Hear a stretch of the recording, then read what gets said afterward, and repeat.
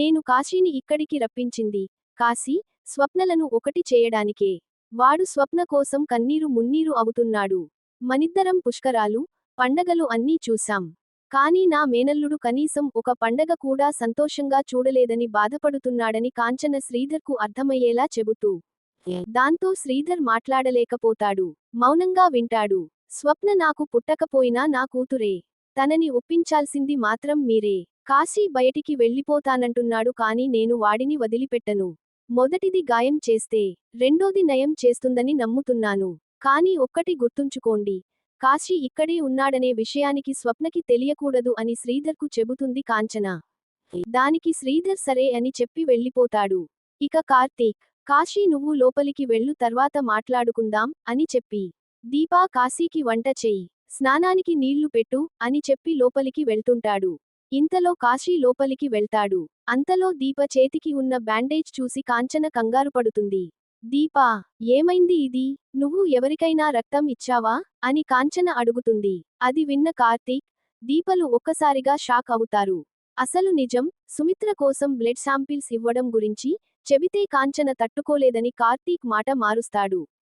అదేం లేదు అమ్మా, గైనకాలజిస్ట్ ని కలవడానికి వెళ్తే టెస్టుల కోసం శాంపిల్స్ తీసుకున్నారు అంతే.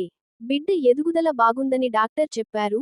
నువ్వేమీ కంగారు పడకు అని సర్దిచెబుతాడు. వెంటనే కాంచన బాధగా, నిన్న రాత్రి మన ఇంటికి దీపను చంపడానికి ఒకడు వచ్చాడంటే ఇప్పటికీ వణుకు పుడుతోంది కార్తీక్. ఆ దుర్మార్గుడు ఎవరు? వాడు దొరికాడా అని అడుగుతుంది. వాడి సంగతి నేను చూసుకుంటాను అమ్మా. నువ్వు ప్రశాంతంగా ఉండు అంటాడు కార్తీక్. సుమిత్ర వదినకు ఎలా ఉందని కాంచన కార్తీక్ ను అడుగుతుంది. అత్తయ్యకు ఆపరేషన్ అయ్యే వరకు టాబ్లెట్స్ జాగ్రత్తగా వేసుకోవాలని కార్తీక్ సమాధానం ఇస్తాడు. సీన్ కట్ చేస్తే సుమిత్ర గదిలోకి జ్యోత్స్న నెమ్మదిగా అడుగు పెట్టింది. ఆమె కళ్లలో క్రూరత్వం స్పష్టంగా కనిపిస్తోంది. తన తల్లి బతికుంటే తన రహస్యాలు ఎక్కడ బయటపడతాయోనని ఆమె భయం. సారీ మమ్మీ, నువ్వు ఈ టాబ్లెట్స్ వేసుకుంటే ఆపరేషన్ వరకు బతుకుతావు. కానీ నువ్వు బతికుంటేనే నాకు సమస్య. అందుకే వీటిని వాడకుండా డస్ట్ బిన్లో వేసేస్తున్నాను. నా స్వార్థం కోసం ఎవరినైనా అడ్డు తొలగించుకోవడంలో తప్పు లేదని జ్యోత్స్న తనలో తాను అనుకుంటుంది. అయితే జ్యోత్స్న ఆ మాత్రలను చెత్తబుట్టలో వేయడాన్ని అప్పుడే వచ్చిన దశరథ చూస్తాడు. ఆయన గుండె ఒక్కసారిగా ఆగిపోయినంత పని అయింది. జ్యో, తండ్రిని చూసి బిత్తరపోతుంది. వెంటనే శివన్నారాయణ, పారిజాతం గదిలోకి వస్తాడు. జ్యోత్స్న ఏం చేస్తున్నావు? అమ్మకు వేయాల్సిన ప్రాణరక్షక మాత్రలను డస్ట్ బిన్లో ఎందుకు వేశావు? అని దశరథ ప్రశ్నిస్తాడు. జ్యోతినకు ఏం చెప్పాలో తెలియక భయంతో వణికిపోతుంది. జ్యోత్స్న తడబడుతూ అది కింద పడిపోయాయి కదా నాన్నా, అందుకే వేశాను. కింద పడినవి వాడితే ఇన్ఫెక్షన్ వస్తుందని నా భయం అని సమాధానం చెబుతుంది. ఇంతలో సుమిత్ర నిద్రలేస్తూ ఏమైంది? ఎందుకు అందరూ జ్యోత్స్న మీద అరుస్తున్నారు?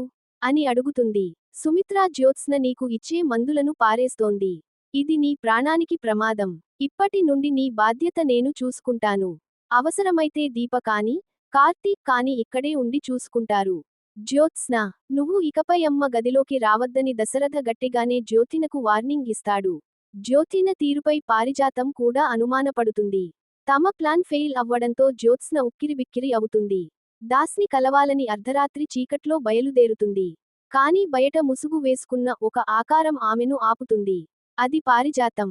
దీంతో జ్యోతిన ఒక్కసారిగా ఉలిక్కిపడుతుంది. గ్రానీ, నువ్వేంటి ఇక్కడ? నన్ను కనిపెట్టమని నీకు ఎవరు చెప్పారు? అని జ్యోత్స్న అడుగుతుంది. అంతలో వెనుక నుండి కార్తీక్ వస్తాడు. నేనే చెప్పాను జ్యోత్స్న, నీ ప్రతి కదలిక మీద నాకు అనుమానంగా ఉందని కార్తీక్ ఎంట్రీ ఇస్తాడు. ఎక్కడికి వెళ్తుందో జ్యోతిన చెప్పకపోవడంతో వెంటనే పారిజాతం ఆమె చెంప చెల్లుమనిపిస్తుంది. జ్యోత్స్న షాక్ అవుతుంది. ఇక నుంచి నీ ఆటలు సాగవు. కార్తీక్ చెప్పినట్టు వినకపోతే ఇంకో దెబ్బ పడుతుంది. నువ్వు ఎక్కడికి వెళ్తున్నావో నిజం చెప్పు అని పారిజాతం గట్టిగా అడుగుతుంది. చూడు జ్యోత్స్న, మనిషి చేసే పెద్ద తప్పు తన బలహీనతను ఎదుటివాడి చేతుల్లో పెట్టడం. ఇప్పుడు నీ జుట్టు నా చేతిలో ఉంది. ఈ ఆటలో రూల్స్ ఉండవు, కేవలం నిజం మాత్రమే గెలుస్తుందని కార్తీక్ జ్యోతినను హెచ్చరిస్తాడు.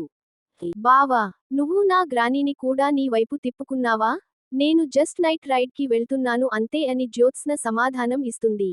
అప్పుడే అక్కడికి శివన్నారాయణ, దశరథ చేరుకుంటారు. ఈ అర్ధరాత్రి నైట్ రైడ్ ఏంటి? లోపలికి పద అంటూ జ్యోతినను పారిజాతం లోపలికి తీసుకువెళ్తుంది. కార్తీక్, నువ్వు వచ్చి మంచి పని చేశావు అని దశరథ అంటాడు. జ్యోత్స్న లోపలికి వెళ్ళాక దశరథ తన మనసులోని ఆందోళనను కార్తీక్తో పంచుకుంటాడు. కార్తీక్, నా కూతురి ప్రవర్తన చూస్తుంటే నాకే భయం వేస్తోంది. మందులు పారేయడం, అర్ధరాత్రి బయటకు వెళ్లడం. ఏదో పెద్ద రహస్యం దాస్తోంది. అసలు దాస్ ఏమయ్యాడు? దీప మీద దాడి చేయించింది ఎవరు? జ్యోత్స్న బ్లడ్ శాంపిల్స్ ఎందుకు మ్యాచ్ కాలేదు?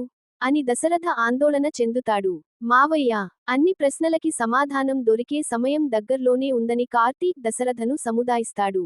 జ్యోత్స్నకి మళ్లీ బ్లడ్ టెస్ట్ చేయించాలని దశరథ అనగా, ఈసారి తాతయ్య హెల్ప్ తీసుకోండని కార్తీక్ చెబుతాడు. ధైర్యంగా ఉండండి మావయ్య, అత్తయ్యకి ఏం కాదు.